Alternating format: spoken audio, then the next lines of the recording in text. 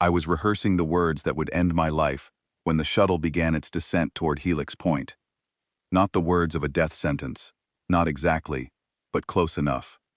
The submission litany, 43 lines of surrender that every Kethvari bride memorizes before she is handed to her husband. I had been practicing them for 6 months, whispering them into the dark of my chamber back on Kethvara, until they lived in my throat like a second heartbeat. I am yours to command. I am yours to correct. My voice belongs to you. My will belongs to you. My body is the territory you have earned. 43 lines. I knew every single one, and in less than an hour, I would speak them to a human. My hands would not stop trembling. I pressed them flat against my thighs and willed them to be still. But they refused. Commander Rel noticed. He always noticed. "Control yourself," he said from the seat across the shuttle. His voice carried no warmth. It never did. "You represent the Empress. You represent the bloodline. If you tremble before him, he will know you are weak, and he will use it." I nodded. I did not trust my voice.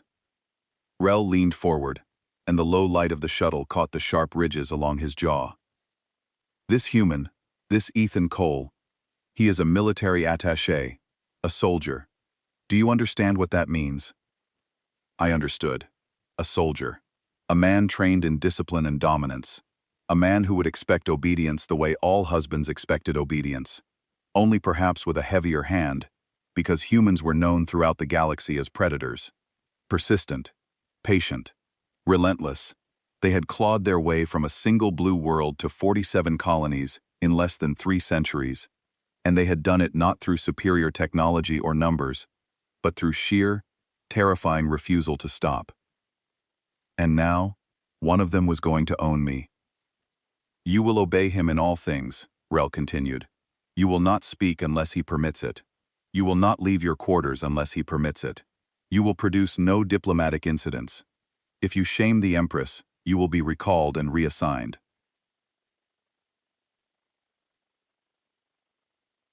Reassigned. Such a clean word for what it actually meant. My cousin Dravala had been reassigned after her husband's family complained she was too willful. No one ever saw her again. No one asked where she went. You did not ask those questions in the Sorrenthi bloodline. You simply learned the lesson and kept your eyes down. The shuttle shuddered as it entered the docking corridor of Helix Point.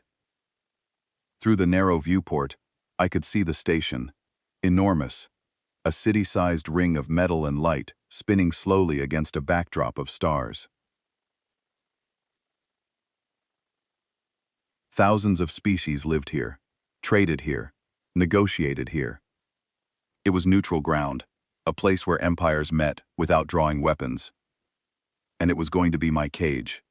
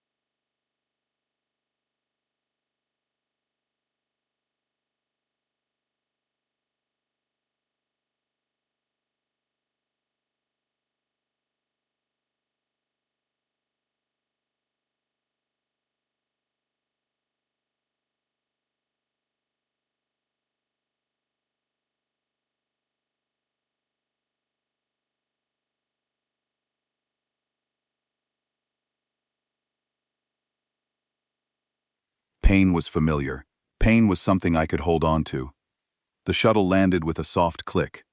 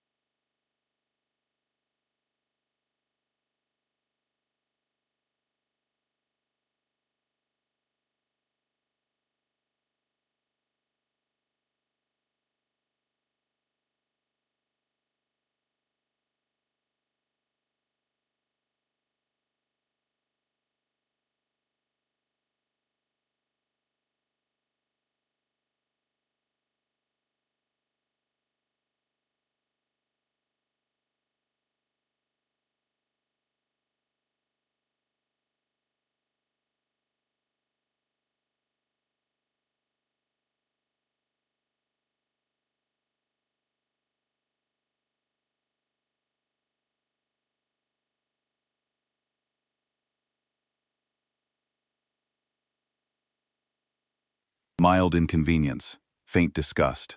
The look that said you are currency, not a person. Rise, he said, and remember what you are. I rose.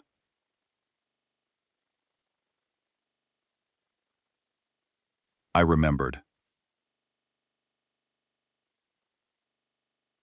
The corridors of Helix Point were bright and loud and overwhelming. Species I had never seen before moved in every direction, talking, arguing, laughing. A group of tall insectoid beings clicked past me without a glance. A pair of furred quadrupeds argued over the price of something, in a language that sounded like gravel being poured into water. No one looked at me. No one cared that a Kethvari bride was walking to meet her fate. I had expected to be delivered to a private chamber. That was how it worked in the old traditions. The bride was brought to the husband's quarters, the door was sealed, and what happened after that was between the husband and whatever mercy he chose to show. My eldest sister Saravin had been married when she was barely of age. Her husband was a provincial governor named Torvan, and within the first month, he had broken 2 of her horn ridges for the crime of speaking without being addressed first. When I saw her a year later, she moved like a ghost, silent, careful, flinching at every sharp sound. No one said it was wrong. Everyone said it was expected. I thought about Saravin, as Rel guided me through the station. I thought about the sound she used to make, a tiny, involuntary whimper whenever a door opened too fast. I wondered if I would learn to make that sound too. But we did not go to a private chamber. Rel stopped before a wide, open reception hall. Public, populated. A few station workers sat at tables along the edges, eating or reading datapads.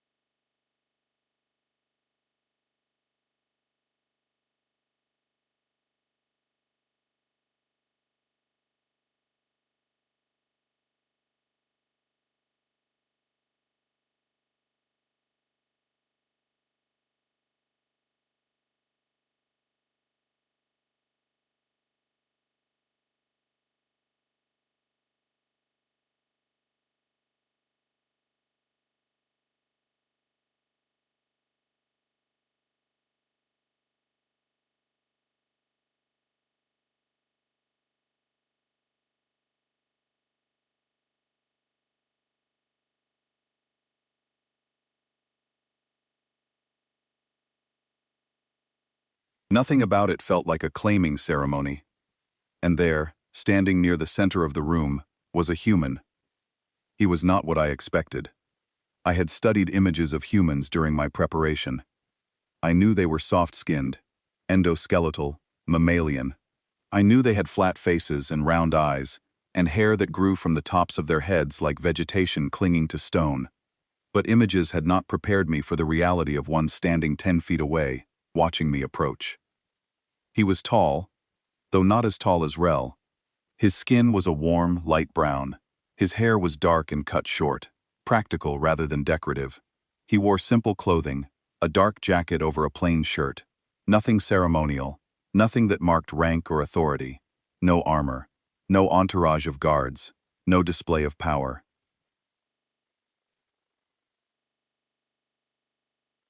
He was alone.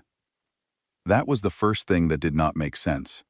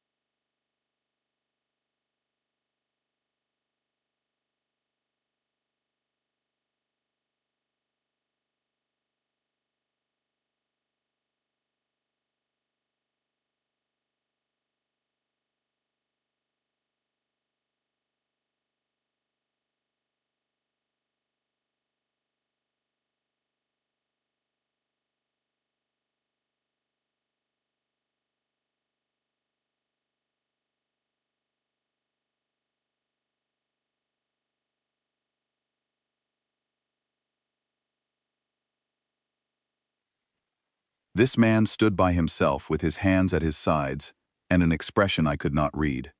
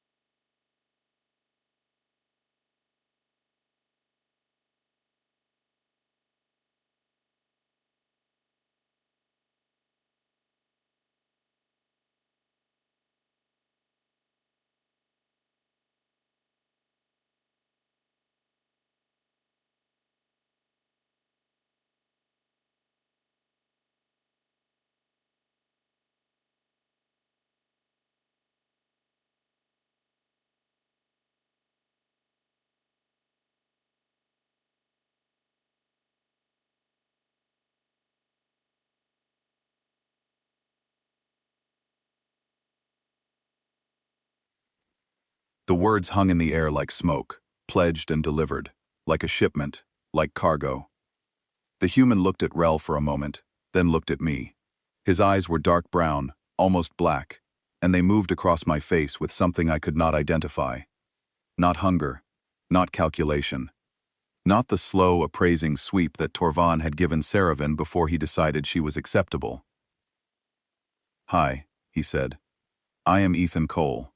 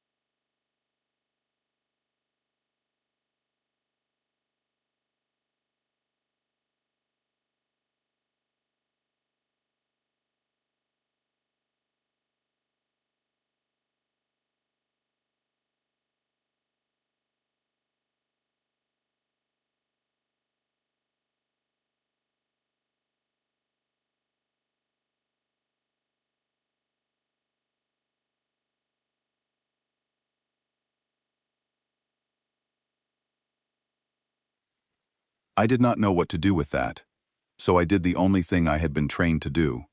I lowered my eyes, sank to one knee, and began the litany. "I am yours to command," I said. My voice came out thin and brittle, like ice cracking. "I am yours to correct. My voice belongs to you. My will belongs to you. My body is the territory you have earned. I surrender my name to your keeping, my purpose to your direction, my silence to your comfort. I am the vessel of your authority and the mirror of your—"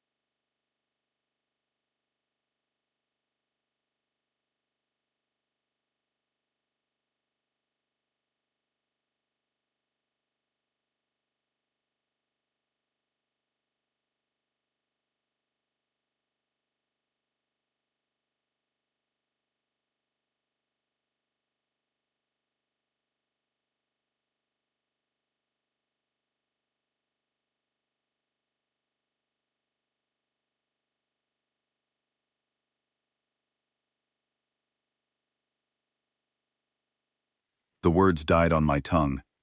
He had not shouted, he had not even raised his voice, but the gentleness of it hit me harder than any command I had ever received, because I did not know how to interpret it. I looked up. He was standing exactly where he had been. He had not moved closer. His hands were still at his sides, and his face carried an expression that I would spend the next several days trying to decode, something between discomfort and sadness, and a quiet, burning resolve.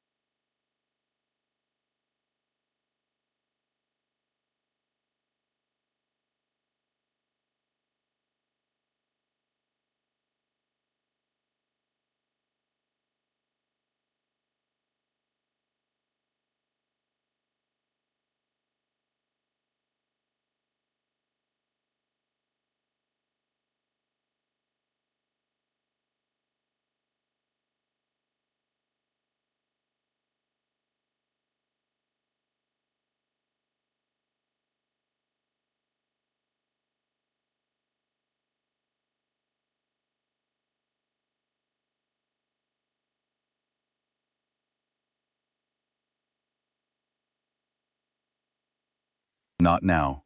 Not ever.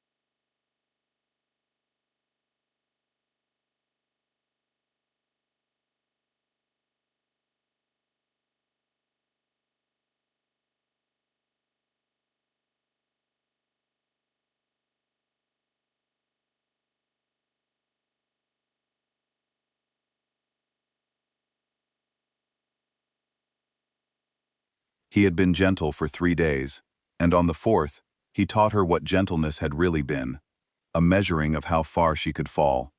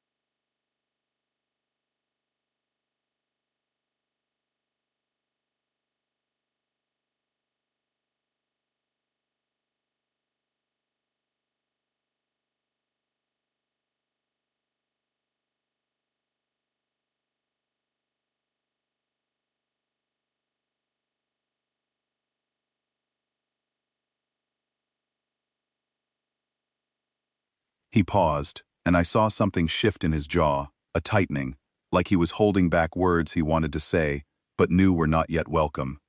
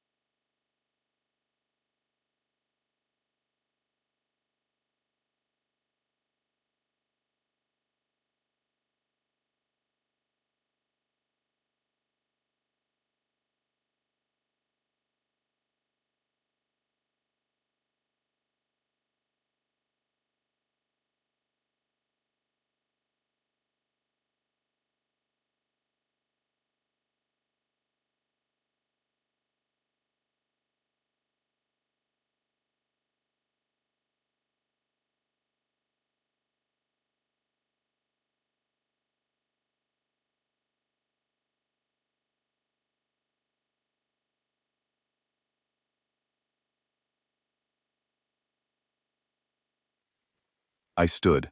My legs felt unsteady, like the gravity on this station was slightly wrong, though I knew it was calibrated to galactic standard. "Okay," he said, and he let out a slow breath. "Let me show you where you will be staying."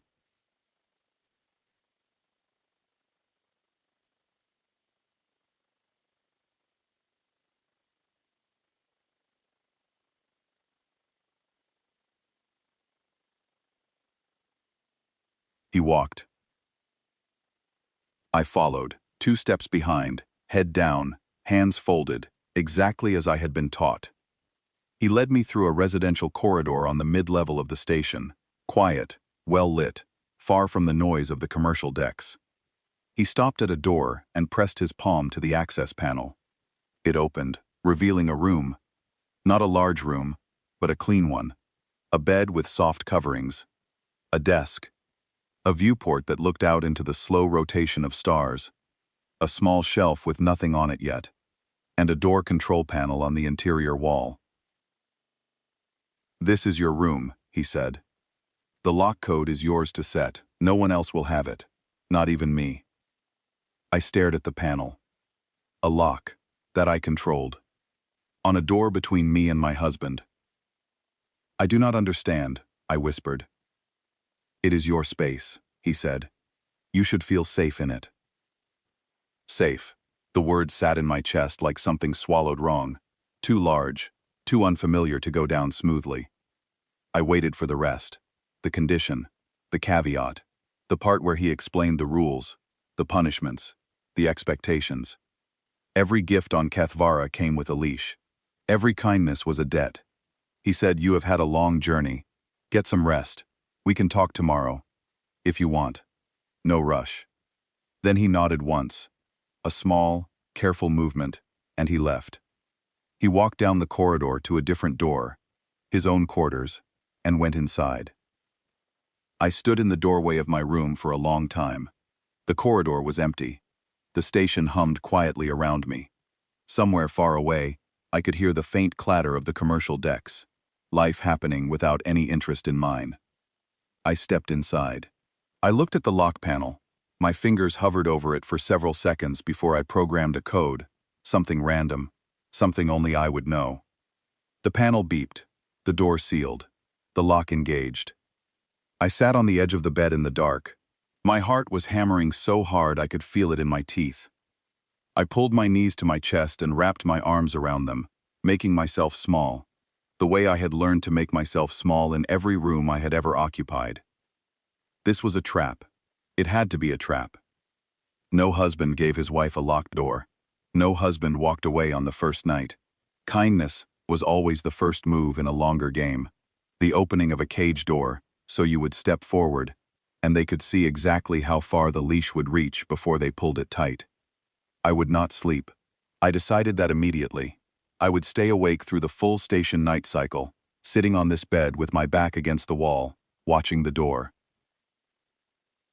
Because when the lights went dark, and the corridors emptied, and the station settled into its quiet hours, he would come. They always came. The locked door would not stop him, because locks were for people who believed in them, and I had learned a long time ago that nothing in the universe was strong enough to keep out a man who had decided you belonged to him. So I sat, and I waited, and the hours passed, one after another, slow and heavy and silent. He never came. The morning came, and I was still alive, still untouched, still sitting on the bed with my back against the wall and my eyes burning from a full night without sleep. The station's lighting shifted gradually from dim blue to a warm amber that was meant to simulate sunrise, and I watched the change, the way a prisoner watches a guard's routine, looking for the pattern, looking for the danger.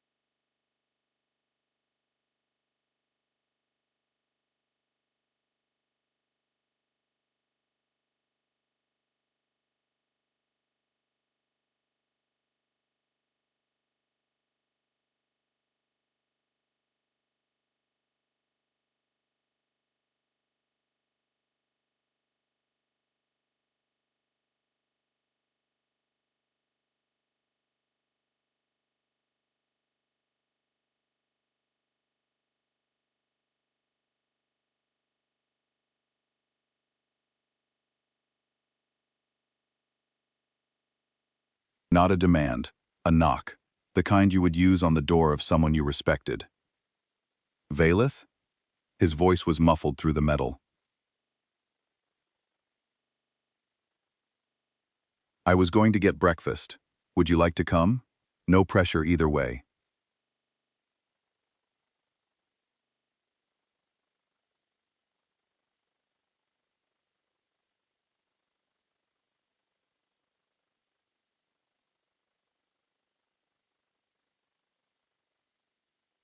No pressure either way. I turned those words over in my mind, like a stone I had found on a path, something that might be precious, or might be worthless, and I could not tell without breaking it open.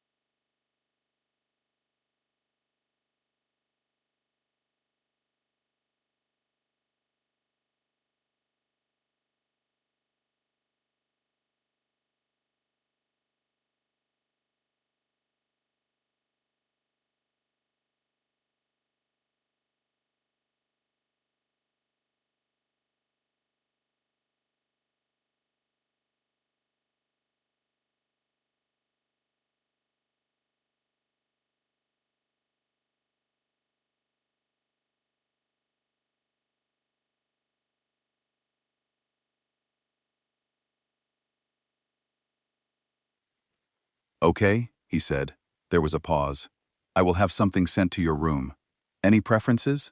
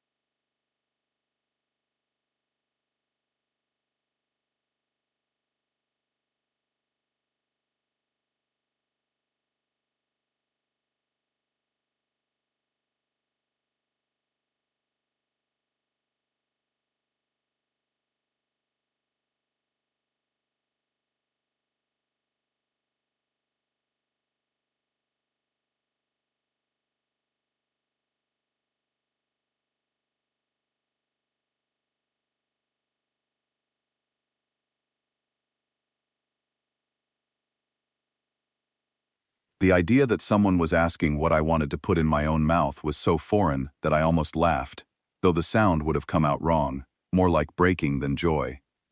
Whatever you choose, I said. Another pause, longer this time. Then, all right, I will pick a few things. If you do not like something, just leave it. No big deal. His footsteps moved away down the corridor. I listened until I could not hear them anymore. And then, I let my head fall back against the wall and closed my eyes. 3 days passed like this. He knocked every morning. He asked if I wanted to eat together. I said I preferred to eat alone. He said okay. Food appeared at my door, different things each time, warm dishes and cold dishes, and small wrapped items I did not recognize. Some of them were human food, rich and strange, heavy with flavors my tongue did not know how to process. Some were Kethvari dishes, approximations of things from home, not quite right, but close enough that I understood someone had gone to the trouble of researching what I might find familiar. I ate alone.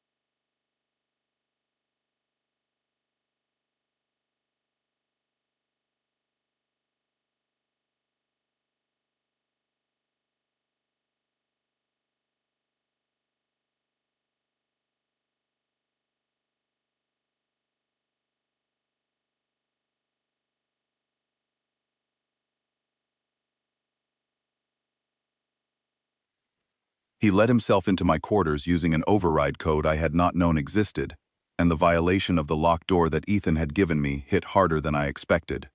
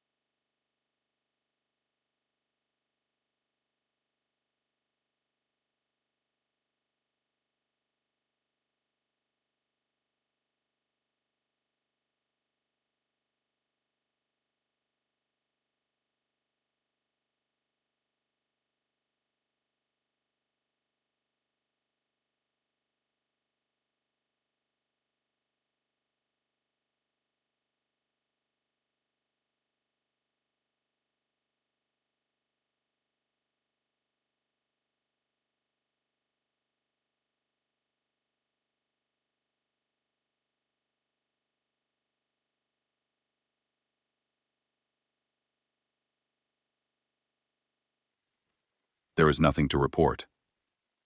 Nothing? His jaw ridges flexed. He has not touched you? Not claimed you? Not established authority? No. Rel made a sound low in his throat, a grinding noise that Kethvari males produce when they are processing something that does not fit their understanding. This is strategy, he said. Do not mistake it for kindness. Humans are predators who evolved on a world full of things that could destroy them, and they survived not by being stronger, but by being patient. He is building trust.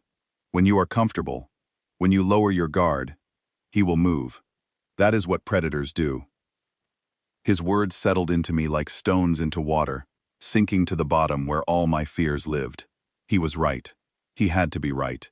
Because the alternative was something I could not afford to believe. Continue to observe, Rel said. And remember who you serve.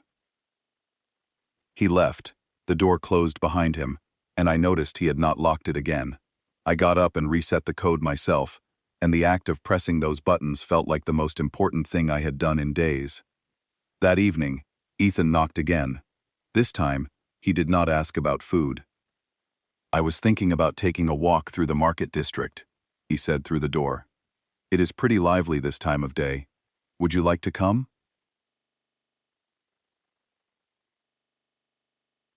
I said yes, not because I wanted to, but because I had been trained that a wife does not refuse her husband's invitations. There is no such thing as no, when the person asking is the person who owns you.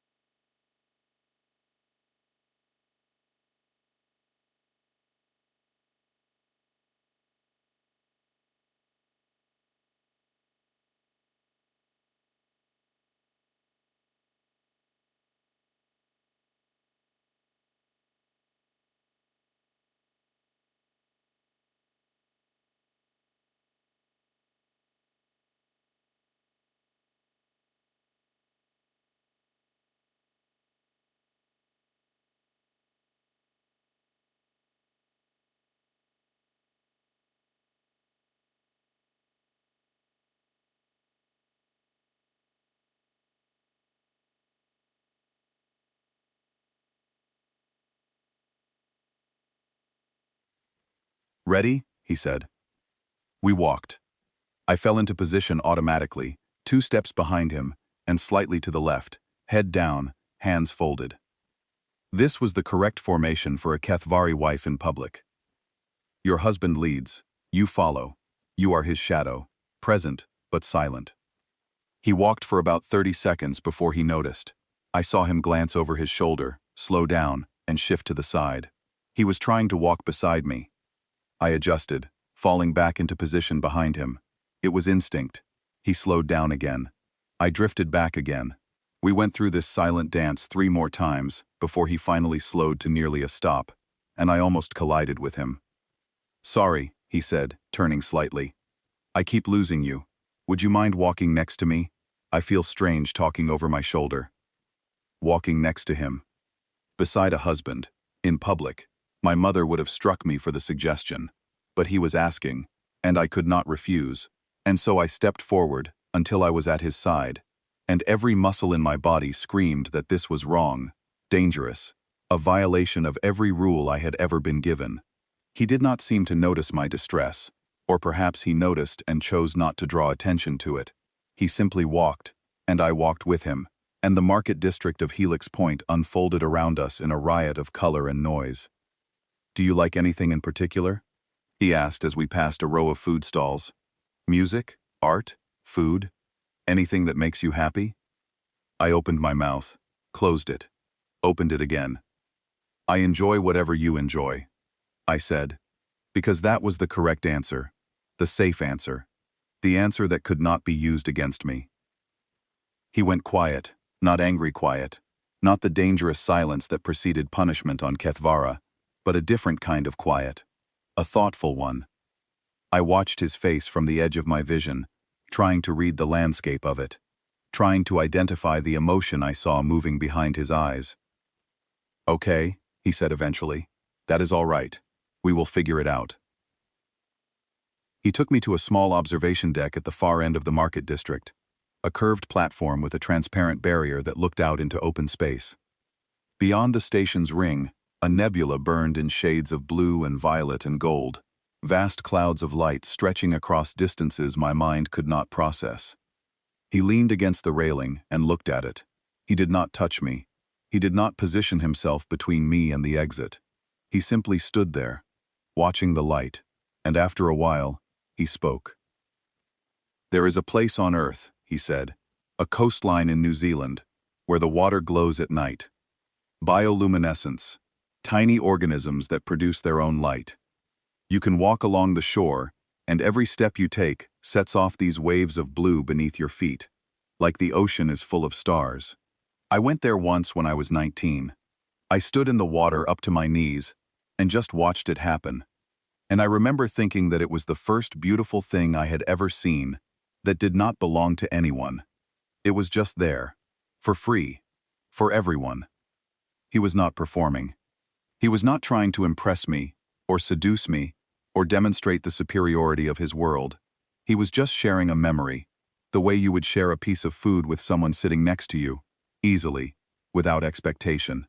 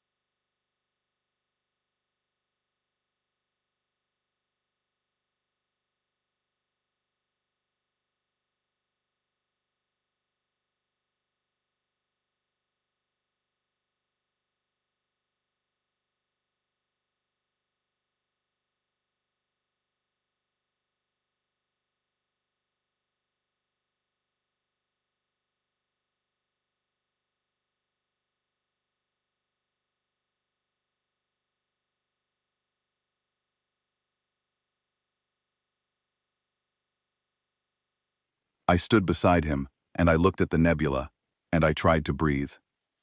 Then it happened. A sharp, involuntary chirp escaped my throat, the Kethvari equivalent of a sneeze, triggered by the change in air pressure near the observation deck's ventilation system. It was loud and sudden and completely beyond my control, and the moment it happened, my entire body went rigid with terror. On Kethvara, involuntary sounds from a wife are considered undignified. Saravan's husband once punished her for coughing during a formal dinner. My mother had drilled it into us since childhood. A woman of the bloodline does not make sounds that she has not chosen to make.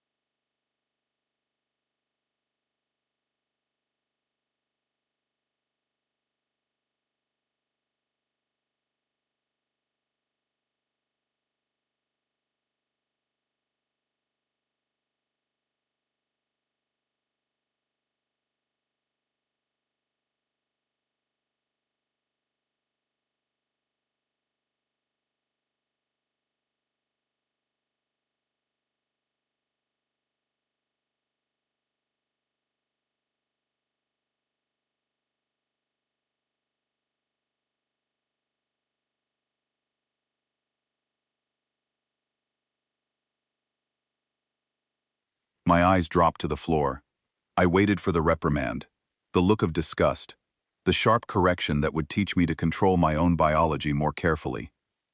Ethan glanced at me and said,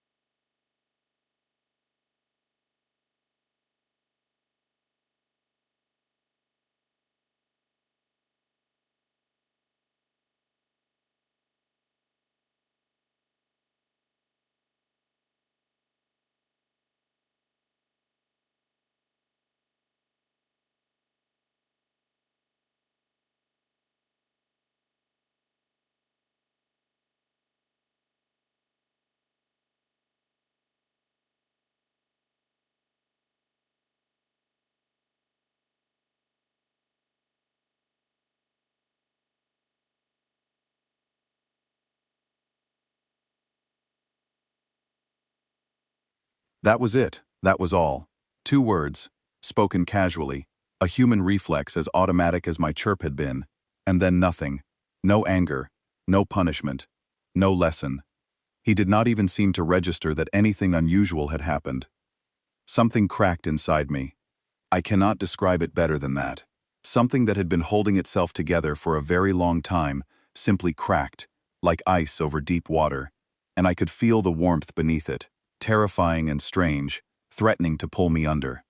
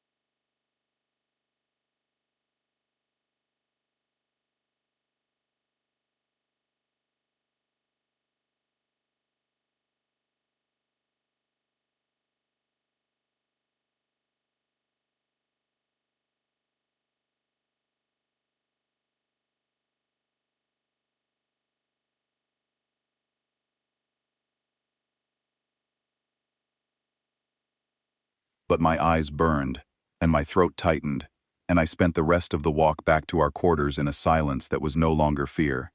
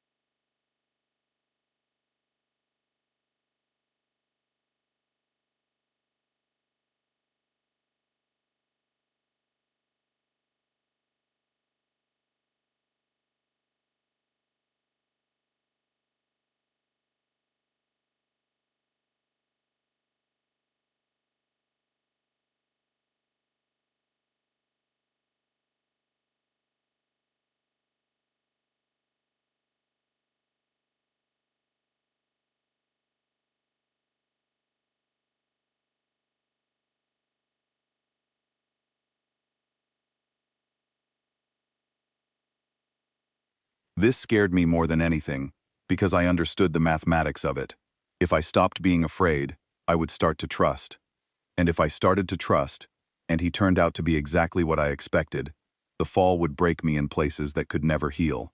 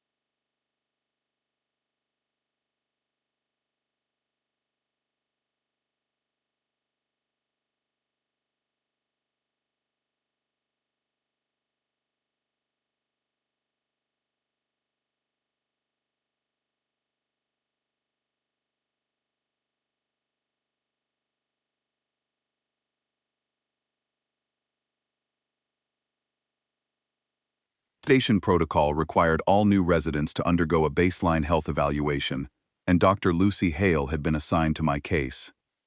She was a human woman, small, with brown hair and freckles across her nose, and an energy about her that reminded me of sunlight through leaves, warm but not aggressive.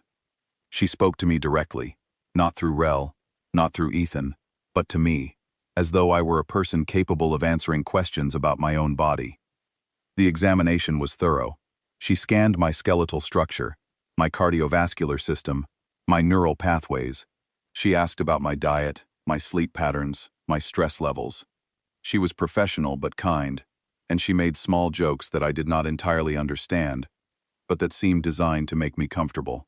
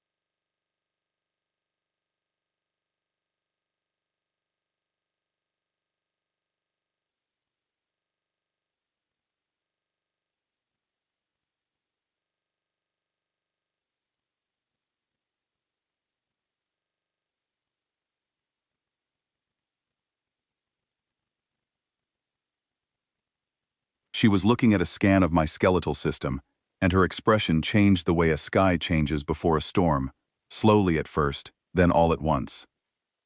"Valith," she said, and her voice was very careful. "I am seeing some healed fracture patterns here. Multiple sites. Some of them are old, years old. Can you tell me about these?" I looked at the scan she was showing me. I recognized the bright lines of healed bone, the shadows of old injuries mapped in light. I counted them without meaning to. 7. 7 healed fractures. 2 in the ribs. 1 in the left forearm. 1 in the right collarbone. 3 in the fingers of my left hand. "Training," I said. "Discipline. It is normal." Her hands were steady, but something in her jaw tightened. "Training for what?" "For marriage," I said. Because it was true. My mother believed that a wife who had never been struck would be unprepared for the reality of her position. Pain was a teacher.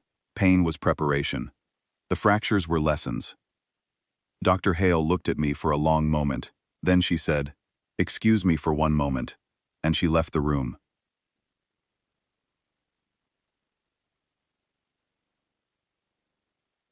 She was gone for 3 minutes. When she came back, her eyes were red, and she was smiling in the way people smile when they are trying to hold something together that wants to fall apart. "Sorry about that," she said. "Let us continue." She did not ask any more questions about the fractures, but she was gentler for the rest of the exam, and when it was over, she placed her hand on my arm and said, "You are safe here, Valith. I want you to know that."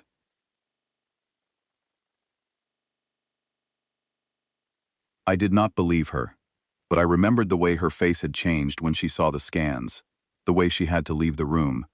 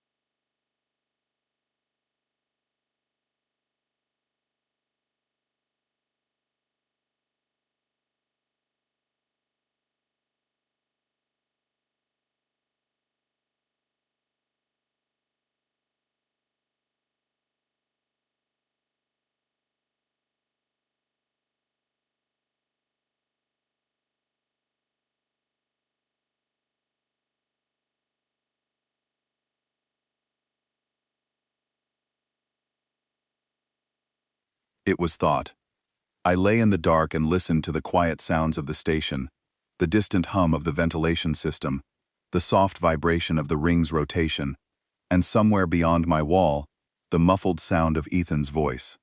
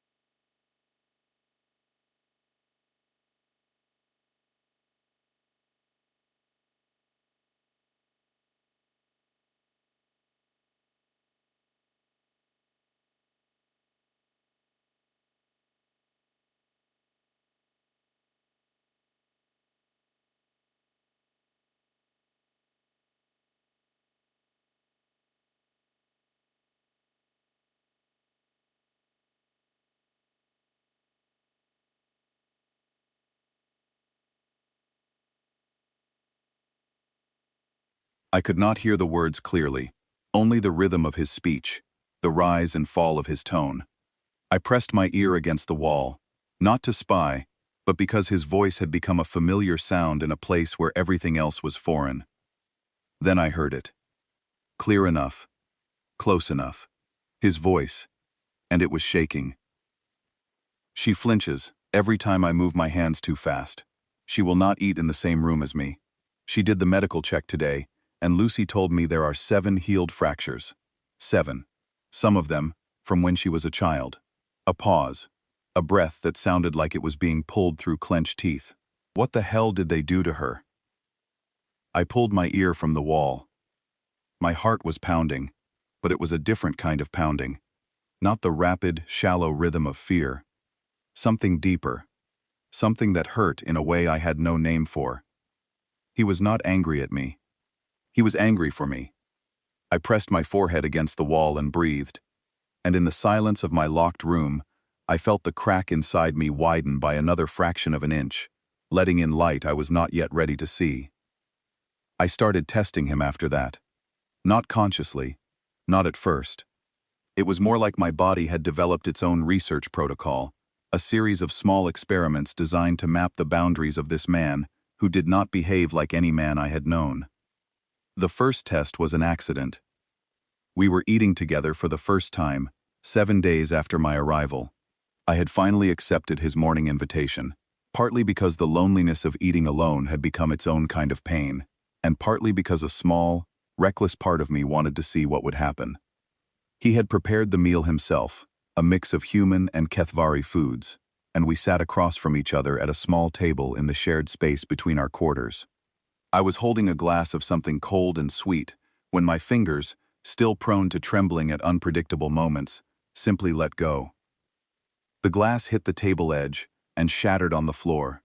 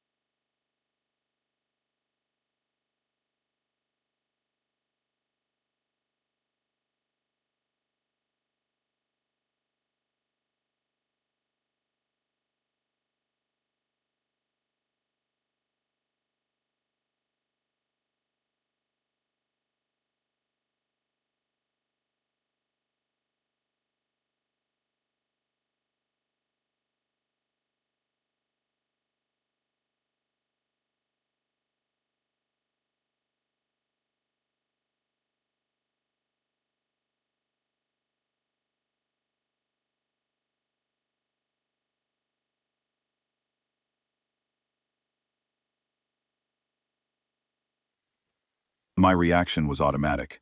I was out of my chair and on my knees before the glass had finished sliding, my hands already reaching for the broken pieces, my mouth already forming the words of apology that had been beaten into me since I was old enough to hold a cup. "I am sorry," I said, and my voice was a rushed, breathless thing. "I am sorry. It was careless. I will clean it. Please forgive me. I—" "Hey, hey." He was kneeling too, not above me but beside me, and his hands were moving the glass away from my fingers. "Careful. You will cut yourself. Just leave it. I have got it." He cleaned it up. He did not say a word about the mess. He got me a new glass, filled it with the same sweet drink, and set it in front of me as though nothing had happened. Then he sat back down and said, "These glasses are terrible, by the way. The station buys them in bulk, and they are thin as paper. I have dropped 3 myself since I moved in."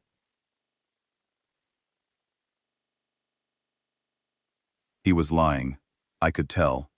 His hands were steady as stone. He had not dropped anything.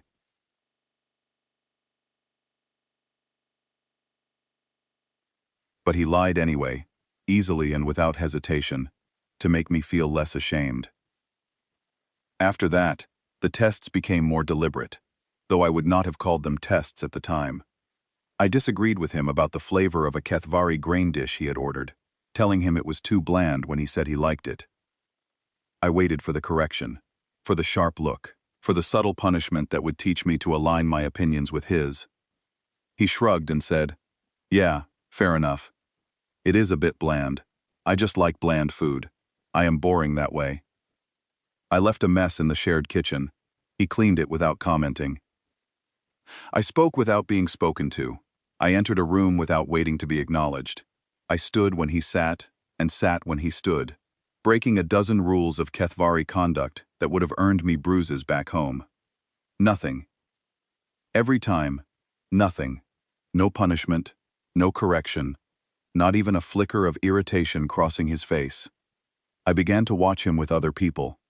This was the test I trusted most, because if his kindness was a performance meant only for me, it would vanish when he turned to face the rest of the world. It did not vanish.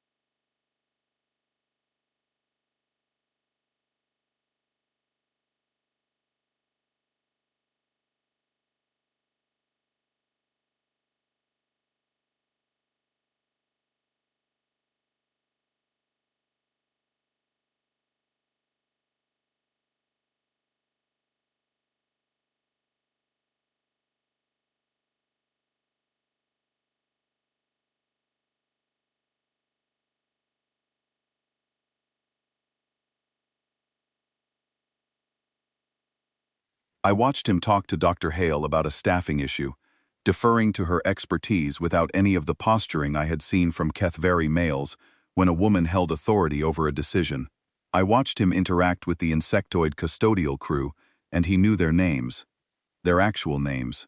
Long, clicking strings of sound that humans were not built to pronounce, and he pronounced them anyway, imperfectly but earnestly, and they clicked back at him with what I had learned to recognize as affection. He was the same person everywhere. There was no mask. There was no performance. The man who gave me a locked door was the same man who said "bless you" to a sneeze, the same man who knew a janitor's name. This was the most terrifying discovery of all. Because if this was who he truly was, then everything I had been taught about men, about marriage, about my own worth, was wrong. And if all of that was wrong, then the pain I had endured, the pain Saravan had endured, the pain generations of Kethvari women had endured, had not been the natural order of things. It had been a choice. Someone else's choice, imposed on us with such consistency that we had mistaken it for gravity. I was not ready for that thought. I pushed it down and kept watching. 2 weeks after my arrival, There was a diplomatic reception in the station's grand hall. The purpose was routine, a quarterly gathering where the various diplomatic missions stationed on Helix Point shared drinks and insults in roughly equal measure. Ethan asked if I wanted to attend. I said yes, because I was beginning to discover that I wanted to be where he was. And this realization was so new and so startling that I had not yet learned to be afraid of it. The hall was magnificent. High ceilings, rotating light fixtures that cast patterns on the walls like living constellations. Representatives from 30 species mingled and murmured and sized each other up. Ethan introduced me to a few people. He used my full name. He did not introduce me as his wife, or his acquisition, or his diplomatic asset. He introduced me as Valith Serenthi, and then let me exist as myself, rather than as an extension of him.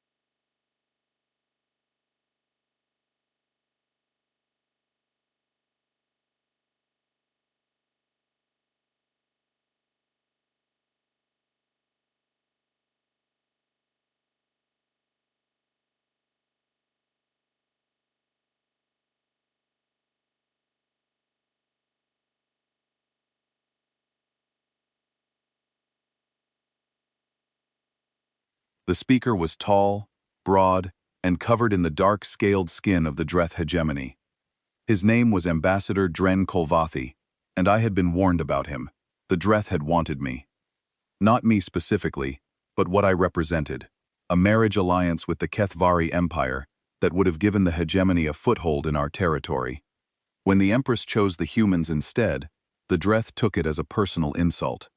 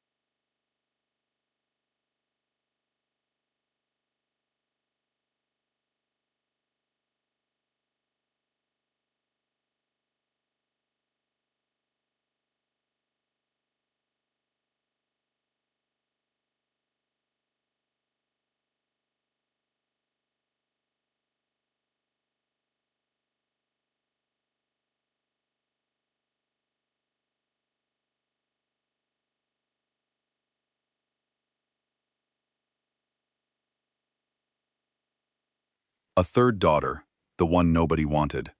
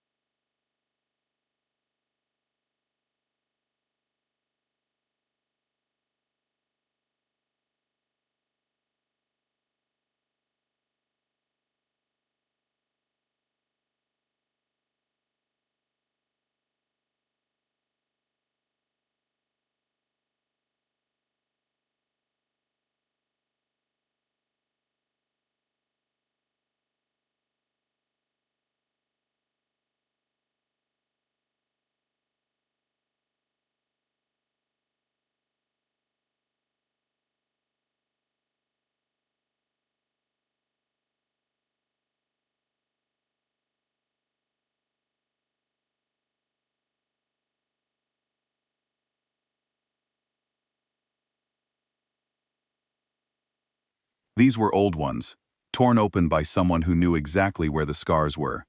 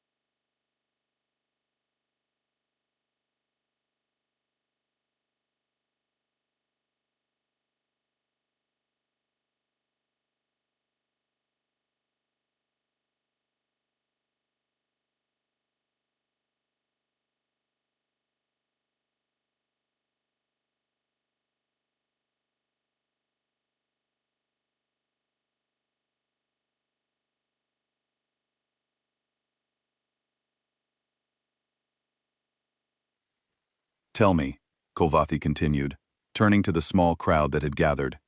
Do the humans even understand what they have purchased?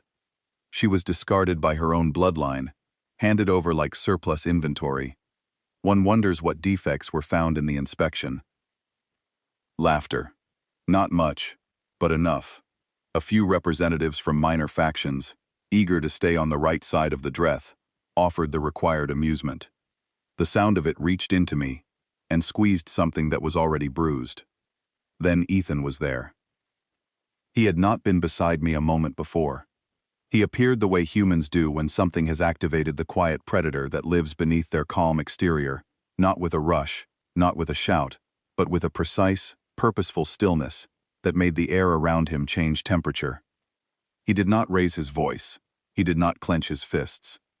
He did not perform any of the dominance displays I had seen from Kethvari males. No flared crests, no widened stance, no bared teeth. He simply looked at Kolvathi and spoke. "Ambassador," he said, "allow me to correct a few points.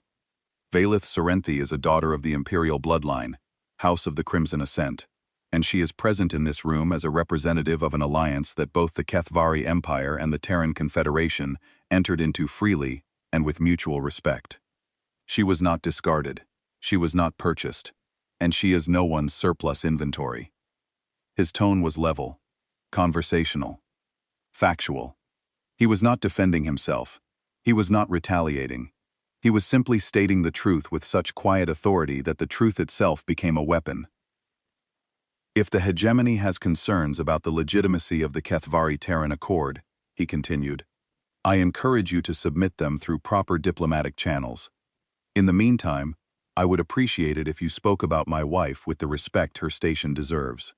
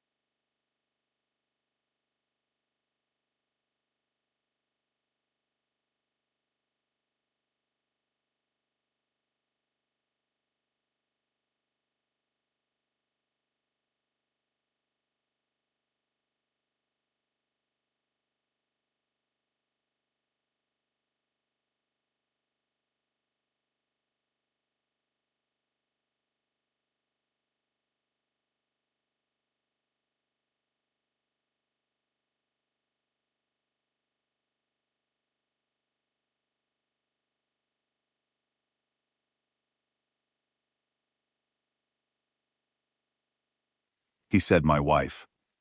Not in the possessive, consuming way a Kethvari husband would say it. Not as ownership, as partnership. As though the phrase itself carried an obligation to protect rather than to control.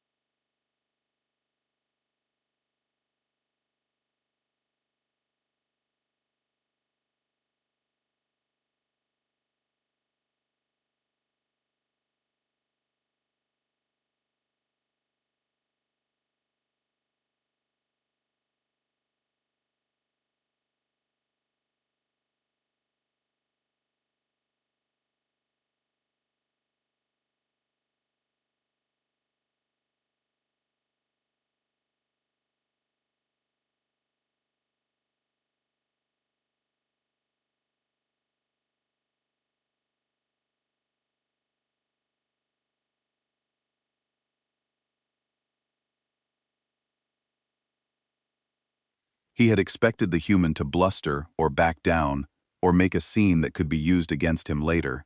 He had not expected this. The calm, immovable wall of a man who had nothing to prove and no interest in performing.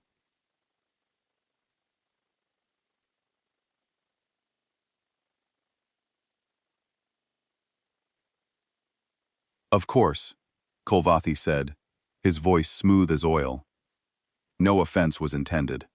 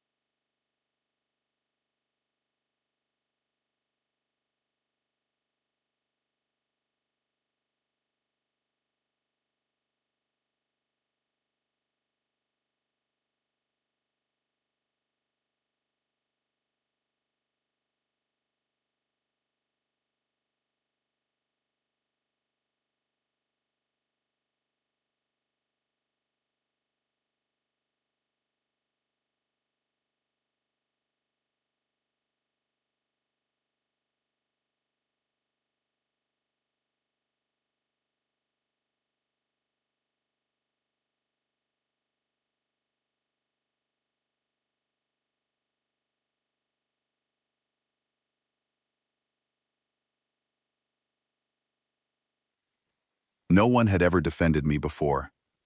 Not my mother, who had watched me fracture and called it education.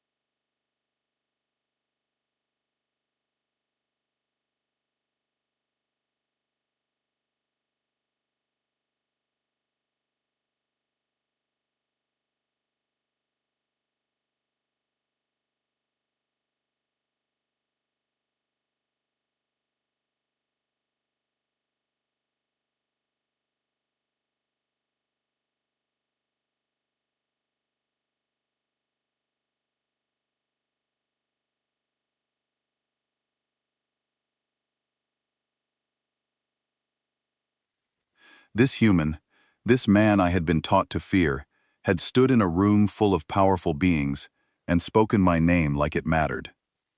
Later that evening, after the reception, I found myself sitting with Ethan in the shared space between our quarters. We had been doing this more often, occupying the same room without obligation, existing in each other's presence, the way two people do when the silence between them has become comfortable rather than dangerous.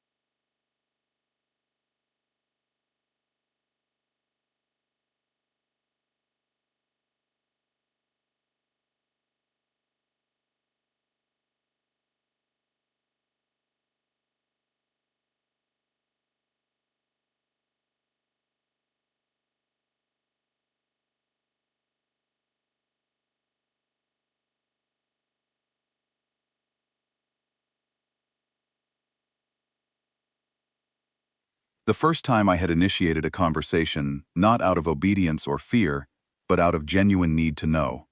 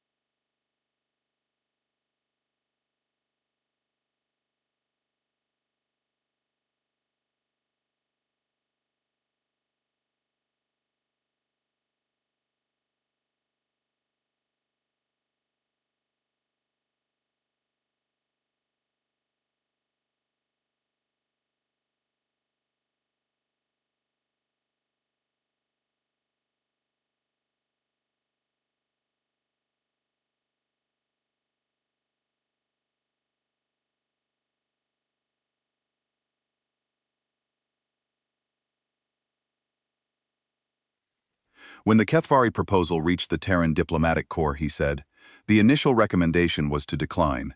Our people do not practice arranged marriages. The whole concept made a lot of people uncomfortable. There was talk of issuing a polite refusal and moving on. He paused, rubbed the back of his neck, looked at the wall. Then intelligence reported that the Dreth hegemony had submitted a competing bid for the same marriage alliance, and we had files on how the Dreth treat the spouses they acquire through political unions.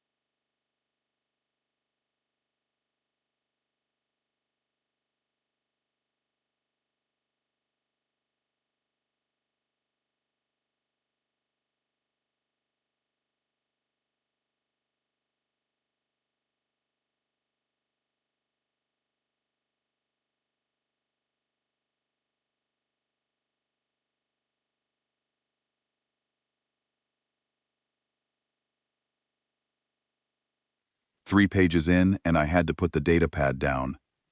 He looked at me directly, and his eyes held something I was only now learning to recognize. The particular kind of pain that comes from knowing what the world does to people who cannot protect themselves. I volunteered, he said. Nobody else was going to. The official position was that it was not our problem. But I kept thinking about those files, and I kept thinking about the person on the other end of this arrangement. Someone I had never met. Someone who had no say in where she ended up. And I could not let it be the Dreth. I looked at him. I searched his face for the lie, for the self-serving motive, for the hidden agenda.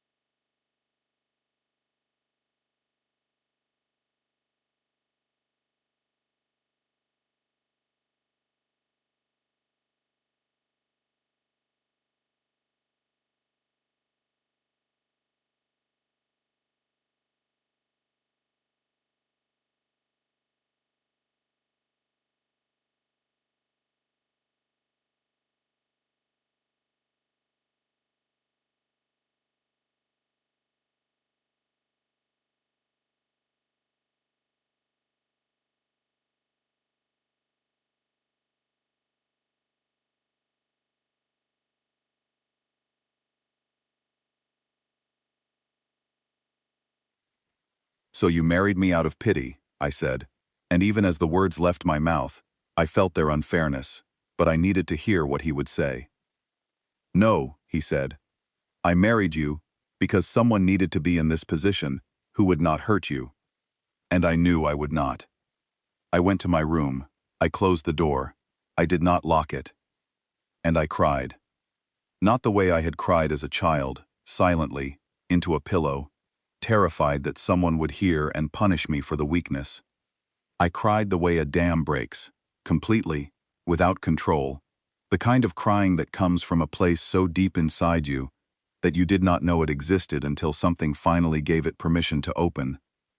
I cried because he was kind, and I did not know what to do with kindness. I cried because I had spent 6 months memorizing the words of surrender, and this man had refused to let me say them.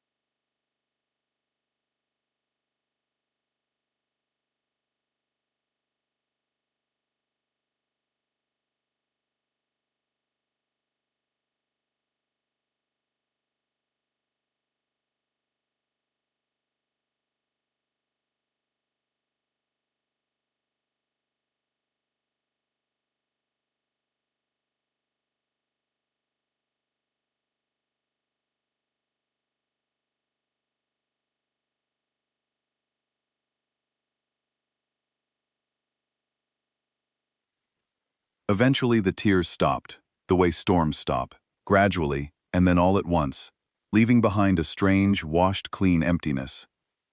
I lay in the dark and stared at the ceiling, and noticed that my door was unlocked. I had not locked it. Interesting. 4 days, I realized.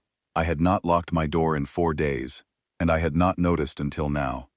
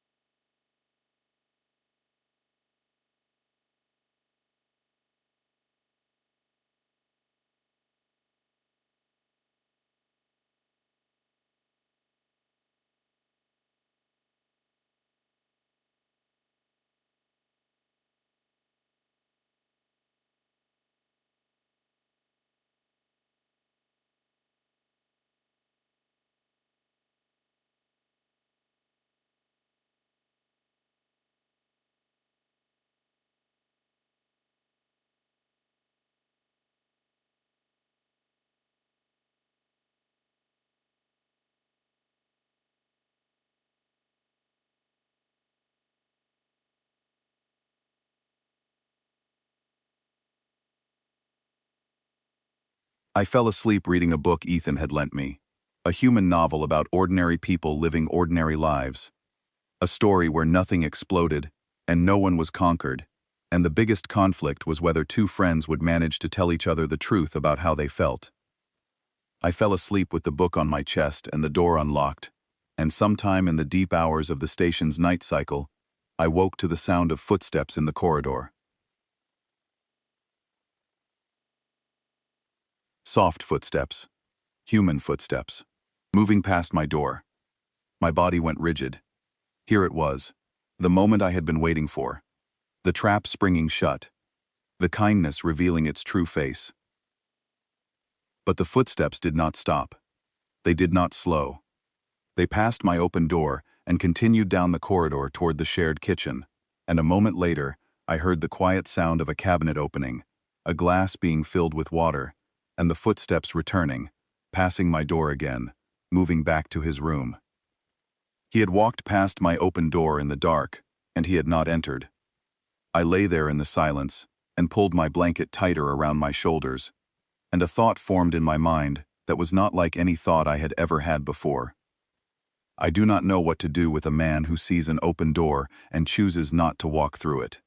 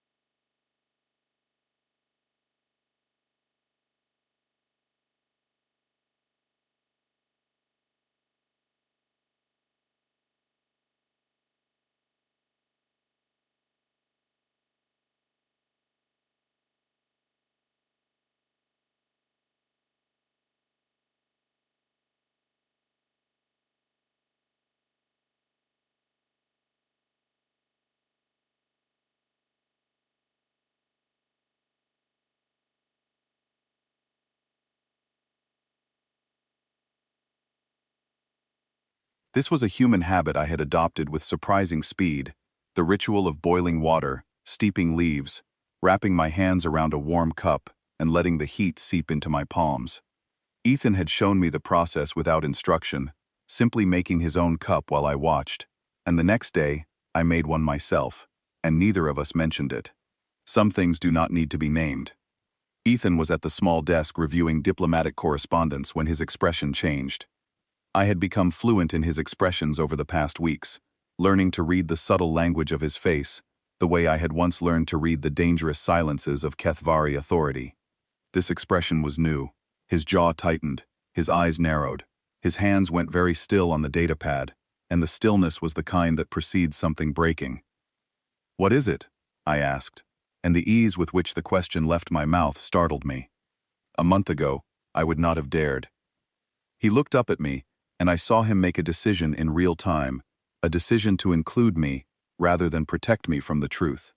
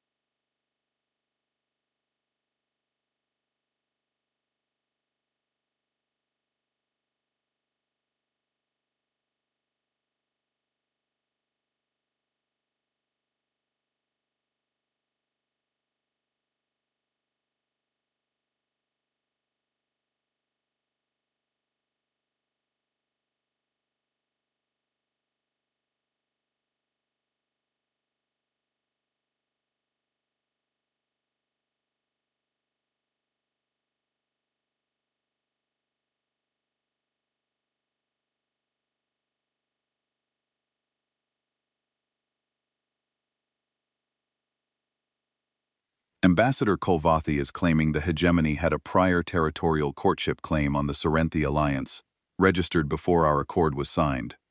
He is arguing that the Kaidvari-Terran union is illegitimate under galactic arbitration law.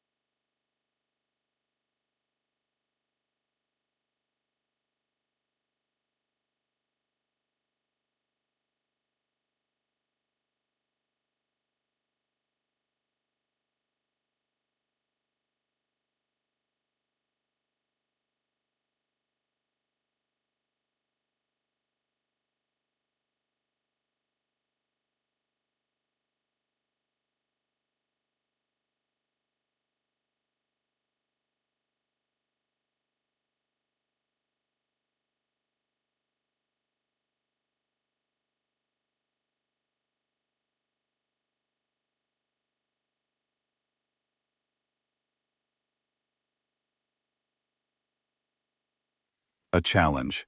Illegitimate. My blood went cold. But it was a different cold than I had known before. Not the familiar freeze of fear, but something sharper, more focused. The cold of understanding exactly what was at stake. "If the challenge is upheld," I said, "what happens?" "The marriage is annulled. You default to the Dreth claim." Default. Another clean word for something unspeakable. I would be handed to the Dreth hegemony, to Kolvathi and his grinding teeth and his smooth, calculated cruelty. And now, for the first time in my life, I had something to compare it against. I knew what it felt like to be treated with care. I knew what it felt like to have a locked door, a warm cup of tea, a man who said bless you when I sneezed. I knew what it felt like to be spoken about as though my name carried weight. The idea of losing that, of being pulled out of this fragile, tentative warmth and shoved back into the cold, was worse than never having had it. So much worse. Because now I knew what was possible, and the Dreth would spend every day making sure I forgot. Ethan set the datapad down and looked at me. "I am not going to let that happen," he said, and there was no bravado in his voice. No performance of masculine protection. Just a statement of intent, steady as bedrock. He spent the next 3 days building a defense. He pulled in the Terran legal counsel stationed on Helix Point, a sharp-minded woman named Grace Whitfield, who spoke in clipped, precise sentences and drank more caffeine than seemed medically advisable. He reviewed treaty language. He analyzed precedent. He worked late into the station's night cycle, and I could hear him through the wall, pacing, muttering, the soft click of his fingers on a datapad. But here is the thing that changed everything. The thing that cracked me open wider than any act of kindness had managed. He asked me what I wanted to do. Not what I was willing to accept, not what I was prepared to endure.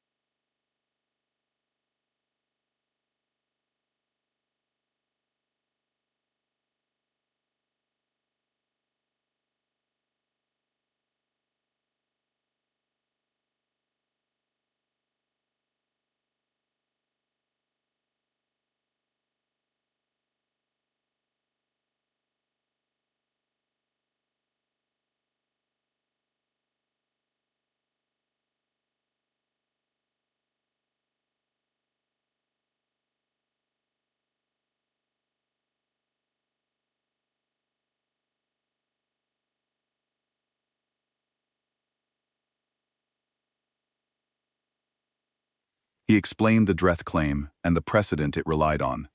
He described the counter-arguments Grace was preparing. He gave me every piece of information I needed to understand my own fate. And then he said, "What do you think? What do you want to do?" I stared at him. In 22 years of life, no one had ever asked me that question. My mother decided. My tutors decided. Rel decided. The Empress decided. I was the object of other people's decisions, not the author of my own.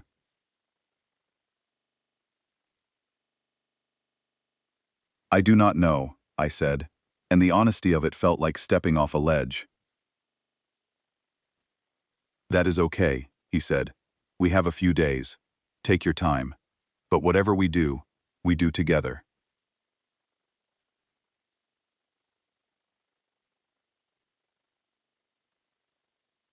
Together.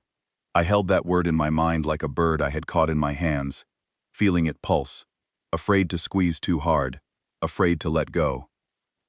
The idea came to me in the middle of the night. I was lying awake, staring at the ceiling, running through the arguments Ethan and Grace had described, when a thought surfaced from somewhere deep.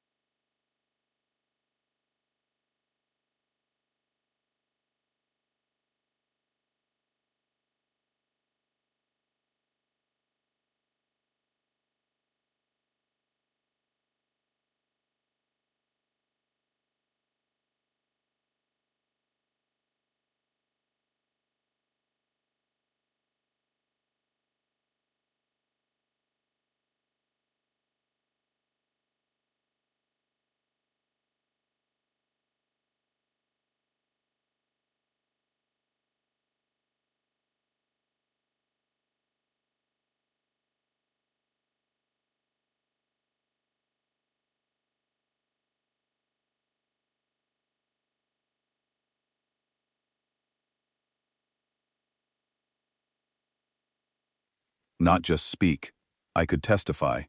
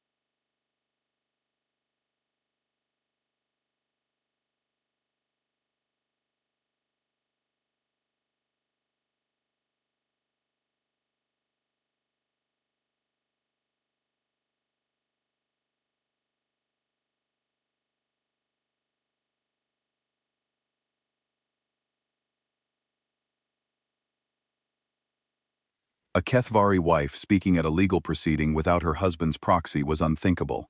It was a violation of protocol so severe that it would be treated as an act of defiance against the entire marital structure. Rel would be horrified. The Empress would be furious. But I had spent 3 weeks in the station's shared data archive with Ethan's access credentials, reading about human history, human law, human philosophy. I had read about women on Earth who had fought for the right to speak, to vote, to own property, to exist as people rather than possessions. I had read about movements and revolutions and slow, painful transformations that took generations. And I had begun to understand that the systems I had been raised in were not natural laws. They were choices made by people who benefited from them. The next morning, I told Ethan my plan. He listened without interrupting.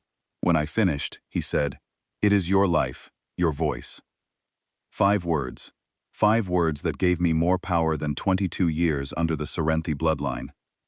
I went to the station's legal archive and began studying galactic arbitration precedent. I read case files until my eyes burned. I cross-referenced treaty language. Dr. Hale brought me food when I forgot to eat, and she did not ask what I was doing, but she smiled in a way that suggested she already knew. And I found it. Buried in a subsection of the Galactic Arbitration Framework, Article 7, Provision 19. A clause that most legal scholars had apparently considered too obscure to reference.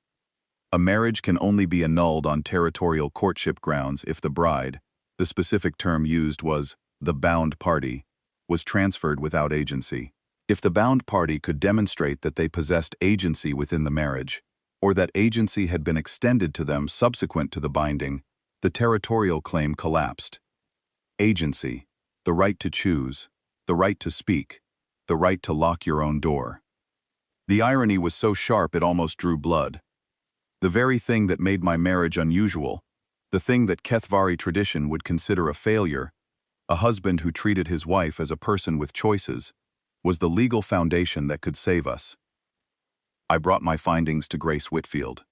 She read the provision 3 times, then looked at me over the rim of her coffee cup and said, "Well, that is rather elegant."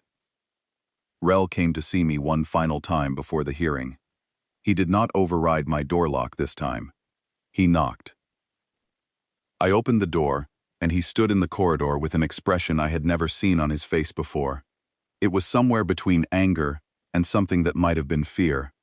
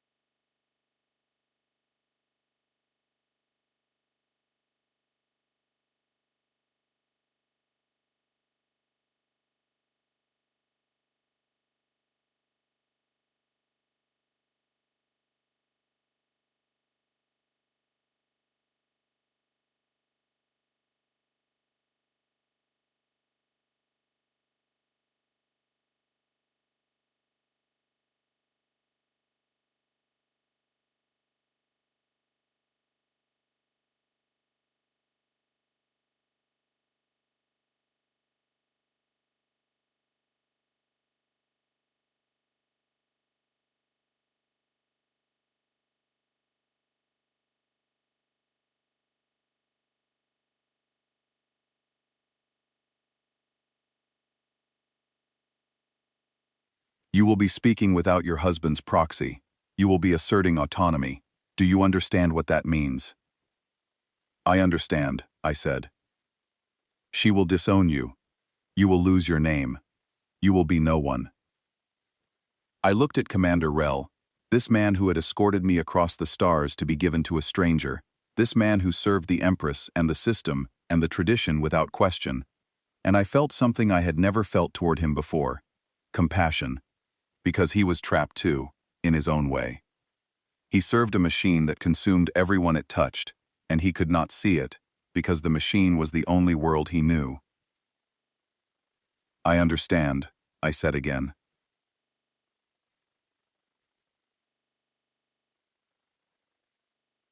Then you are choosing this human over your family. The word family hung in the air between us, heavy and hollow. Family. The people who had broken my bones and called it education. The people who had sold my sister to a man who destroyed her. The people who had shipped me across the galaxy like cargo and told me to be grateful. I was choosing between the family that sold me and the man who refused to own me. Yes, I said, I am. Rel stared at me for a long moment. Then he turned and walked away, and his footsteps echoed in the corridor like the ticking of a clock, counting down to something that could not be undone. The night before the hearing, I sat in the shared space between our quarters. The station was quiet. The lights were low. Through the viewport, the nebula burned in its slow, ancient way, indifferent to the small dramas of the small beings who lived in its glow. Ethan came in. He did not speak immediately. He went to the kitchen, boiled water, steeped 2 cups of tea, and brought one to me. He sat down in the chair across from mine and waited, because he had learned, somehow, that sometimes the most important thing you can do for another person is simply be present, without demanding anything. I wrapped my hands around the cup and let the warmth soak into me.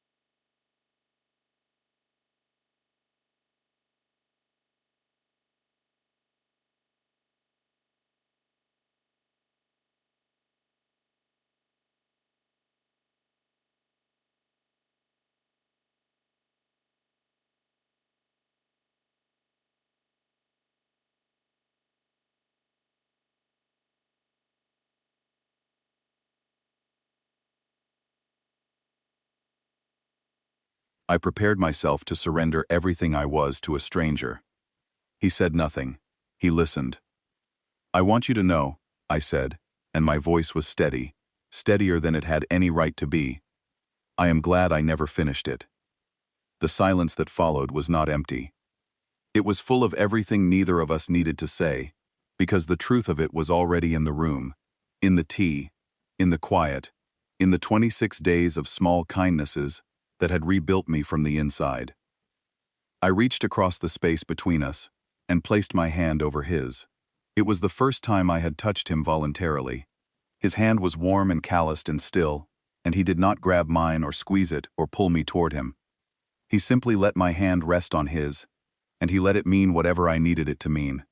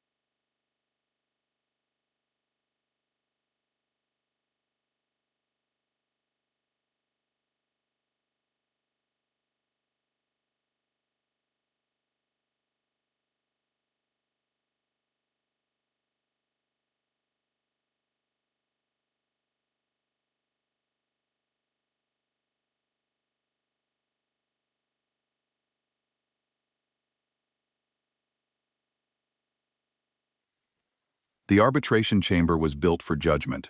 High walls of polished dark metal, tiered seating that rose in concentric rings around a central floor where the speakers would stand.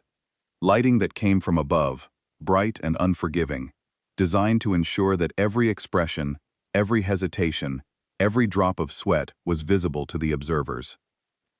I stood at the entrance and looked at the room that would decide my future, and for the first time in my life, my hands were not trembling. The chamber was full. Representatives from a dozen species filled the tiered seats, drawn by the novelty of the case, or the political implications, or simple curiosity. The Dreth delegation occupied one section, Ambassador Kolvathi at their center, his scaled face arranged in an expression of calm confidence.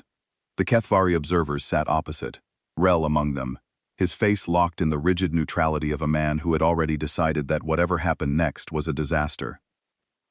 The neutral arbiters sat at the highest tier, 3 of them, one from each of the founding species of the Galactic Arbitration Council. The eldest was a being I had read about but never seen, a Telosian, ancient and slow-moving, with a body like woven rope and eyes that had witnessed the rise and fall of civilizations. The Telosians valued testimony the way other species valued weapons or wealth. To them, a spoken truth was the highest form of currency.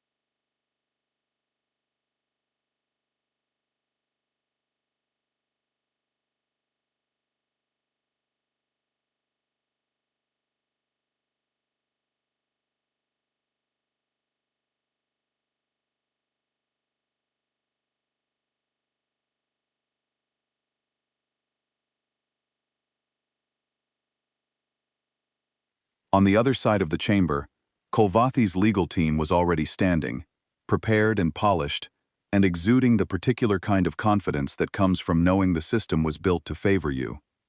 Kolvathi's counsel spoke first. His arguments were smooth and practiced, built on precedent and procedure. He cited the Dreth hegemony's territorial courtship registration, filed 3 standard months before the Kethvari-Terran Accord was signed. He presented documentation showing that the hegemony had formally expressed interest in a marriage alliance with the Serenthi bloodline, and that the Empress had acknowledged receipt of the bid. He argued that under galactic arbitration law, a territorial courtship claim, once registered, established priority, and any subsequent marriage alliance that bypassed this priority was illegitimate. It was a clean case, well constructed, built on rules that had been written by powerful species to protect the interests of powerful species. Grace Whitfield presented the counter-arguments. She challenged the registration date. She questioned whether the Dreth claim met the specific criteria for territorial courtship as defined in the original framework.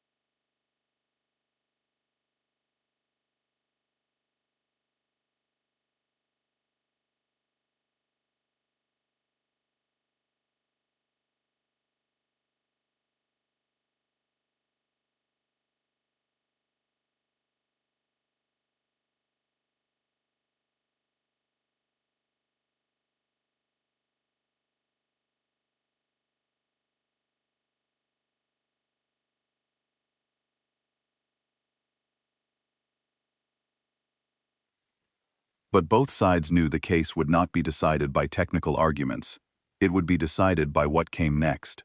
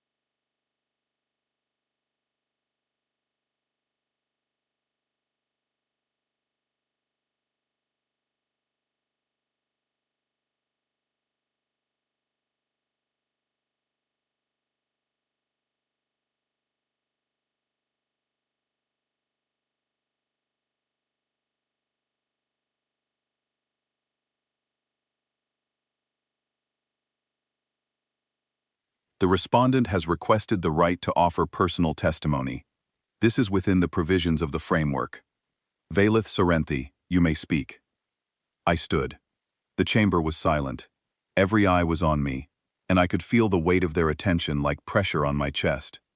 I saw Kulvathi's slight smile, the one that said, "Let her talk, she will only embarrass herself." I saw Rel's rigid jaw, braced for what he considered an inevitable humiliation. I saw Ethan, sitting quietly with his hands folded, watching me with an expression that held no expectation, no pressure, just trust. I opened my mouth. I closed it. I opened it again. Then I spoke.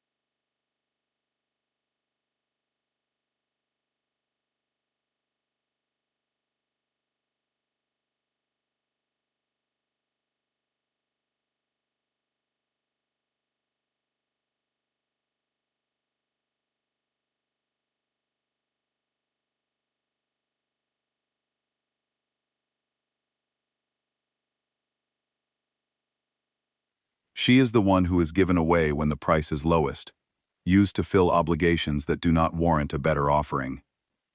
My voice was quiet, but the chamber's acoustics carried it to every seat. I could feel the words leaving me like stones being placed on a scale, each one adding weight to something I had not fully understood until this moment. I was taught from birth that marriage is an act of surrender.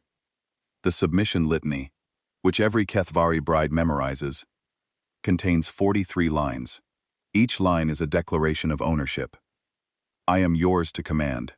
My voice belongs to you. My body is the territory you have earned. I learned those words the way other children learn songs, through repetition, through practice, through the steady understanding that this was what my life was for.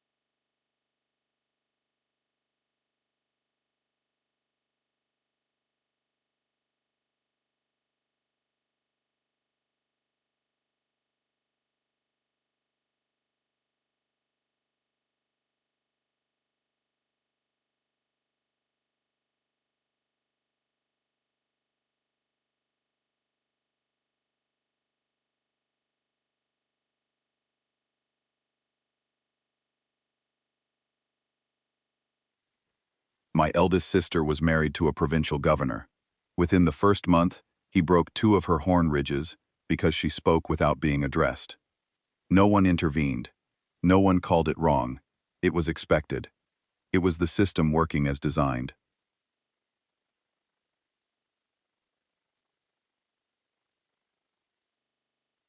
I felt the room change. Not with noise, with silence. A deeper silence than before. The kind that happens when people are listening, not because they have to, but because they have been caught by something they did not expect to hear.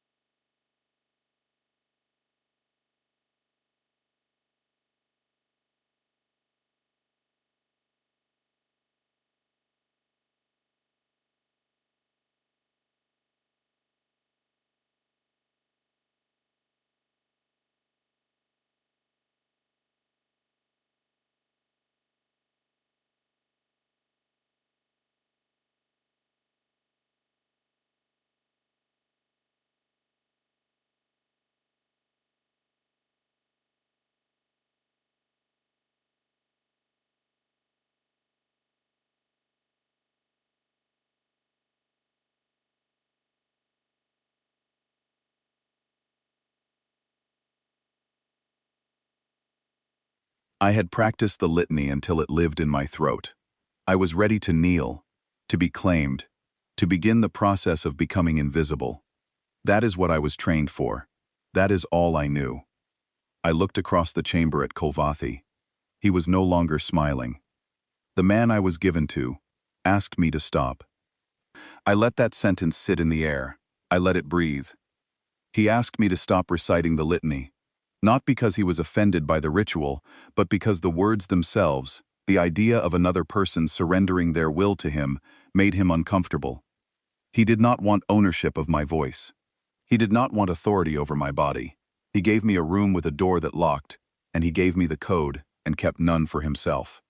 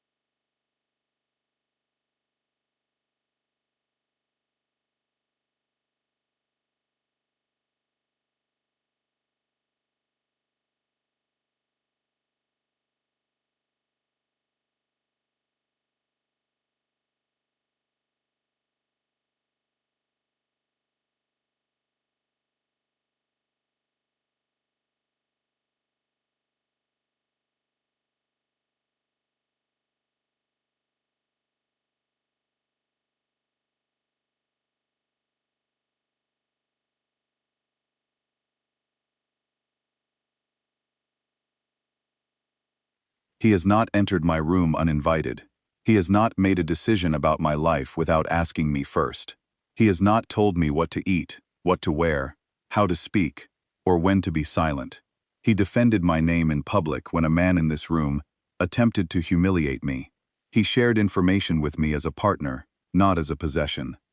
And when this challenge was filed, when my future was thrown into question, the first thing he did was sit across from me and ask me what I wanted to do.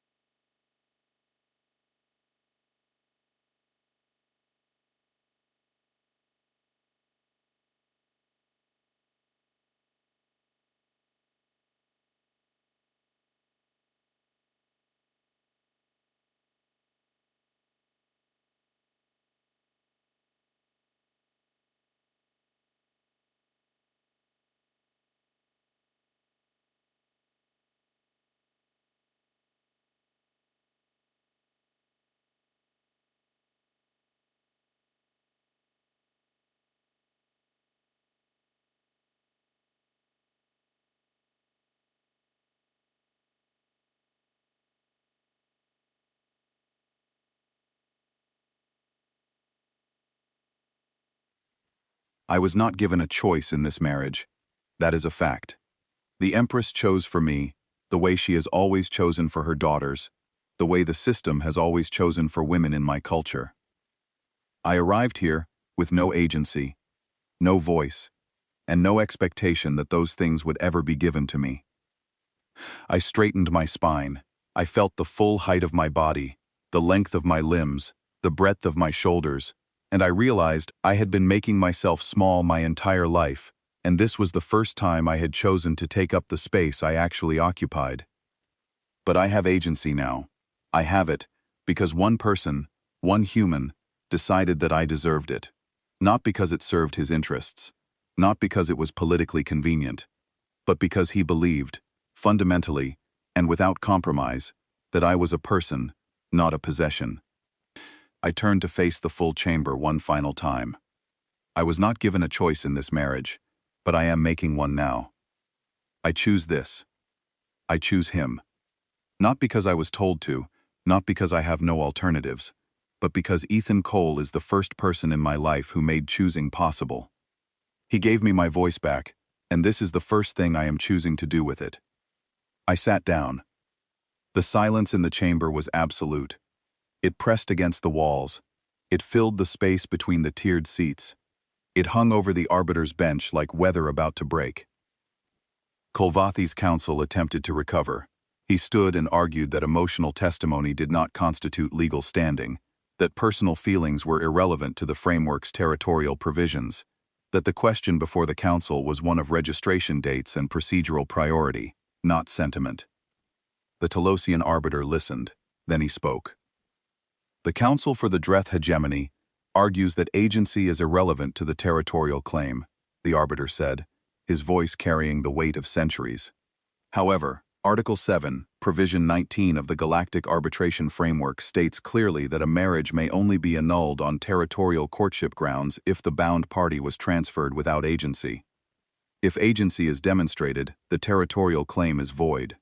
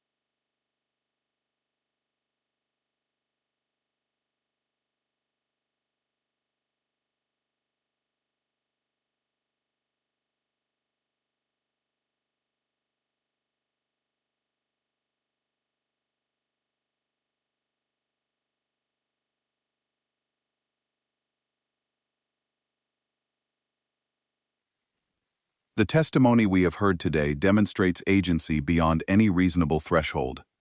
Valith Sorrenthi has spoken not as a transferred asset, but as a person exercising free will within a marriage that has, by her own account, granted her the standing to do so. The Dreth claim is therefore without foundation. He paused. The challenge is denied. The chamber erupted. Not in cheering. Arbitration proceedings are too formal for that.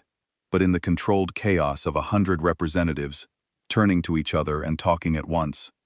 A wave of murmured reactions rolling through the tiers. Kolvathi stood. His face was rigid. He looked at me across the chamber, and for a moment, I held his gaze. I did not drop my eyes. I did not flinch. I looked at him the way I had never been permitted to look at anyone, directly, steadily, as an equal. He turned and walked out. His delegation followed. Rel was the last of the Kethvari observers to leave.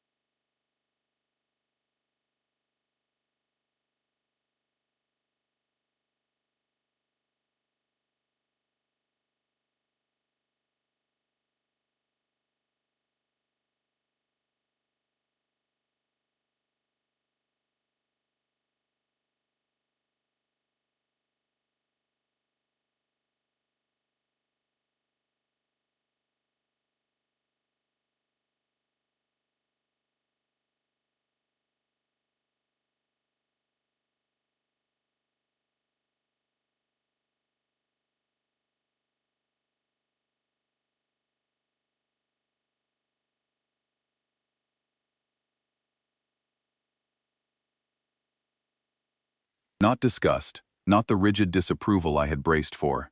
It was something quieter, something that lived beneath the surface of his training, and his loyalty, and his duty.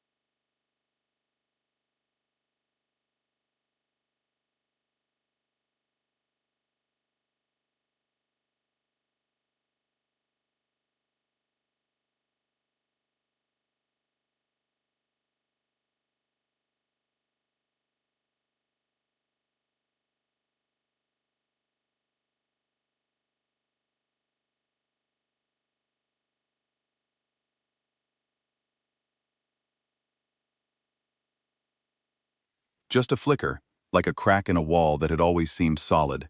Then it was gone, and his face was stone again, and he walked through the door and was gone. Grace Whitfield closed her data pads with the satisfied snap of a job completed, and shook my hand. Dr. Hale, who had apparently been watching from the public gallery, appeared at my side and hugged me without asking permission, and I let her, and it did not feel wrong. The formal communication from the Empress arrived the following morning. It was brief. My mother had always been efficient with her cruelty. The message stated that my actions at the hearing constituted a betrayal of the Serenthi bloodline. I had spoken without proxy. I had asserted autonomy in a public forum. I had defied the fundamental principles of Kethvari marital tradition. Effective immediately, my titles were revoked. My name was struck from the imperial registry. I was no longer Serenthi. I read the message once. I set down the datapad. I waited for the devastation. It did not come. I searched for it, the grief, the loss, the hollow ache of being severed from the only identity I had ever known. I looked for it in the empty places inside me, where my family's approval used to live, those dark, familiar chambers that I had spent my whole life trying to fill with obedience and silence and smallness. The chambers were empty, but they did not ache. They felt like rooms in a house where the windows had finally been opened, aired out, cleared of dust, waiting to be filled with something better. I had lost my family name, and I felt lighter. Ethan found me later that afternoon. I was sitting in the shared space, the datapad on the table in front of me, the Empress's message still glowing on the screen. He sat down across from me, looked at the message, and looked at me. He did not ask if I was okay. He could see the answer. Whatever he saw in my face was not devastation. It was something else, something that might have looked like peace to someone who knew where to look for it. "Do you want to take a walk?" he said. "Yes." We walked through the corridors of Helix Point, past the market stalls and the food vendors and the observation lounges. We walked side by side, shoulder to shoulder, matching pace without either of us adjusting to accommodate the other. I did not fall behind. I did not drift back into the shadow position, 2 steps behind and to the left. I walked beside him, and when I realized what I was doing, I did not correct it. We ended up on the observation deck, the same one he had brought me to weeks ago. The nebula was still there, burning in its slow, patient way, all those vast clouds of light moving through distances that made our lives seem very small, and very brief, and very precious. He leaned against the railing. I stood beside him. The light from the nebula played across our faces, blue and gold and violet, and for a moment, neither of us spoke. "I do not know what happens now," I said.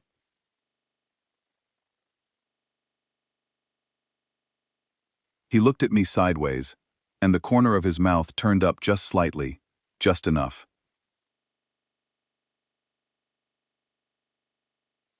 "That is kind of the whole point," he said.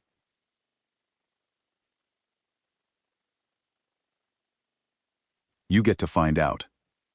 I laughed. It surprised me. It came from a place I had not accessed in years, maybe ever. A place underneath the fear and the training and the scar tissue. A place where the girl I might have been still existed, preserved in some quiet chamber of my own making, waiting for a door to open. The laugh was not elegant. It was not refined. It was the messy, startled, uncontrolled sound of someone discovering that joy was still possible after all. And it echoed off the observation deck's curved walls, and came back to me changed, lighter, freer. I leaned against his shoulder. He did not stiffen. He did not pull away. He did not put his arm around me, because he would not make that choice for me. He simply held steady and let me lean, and the warmth of him was solid and real and constant. I looked at the nebula, and I thought about a coastline on Earth, where the water glows blue beneath your feet. And I thought about how strange it is that beauty can exist in a universe that also produces so much pain.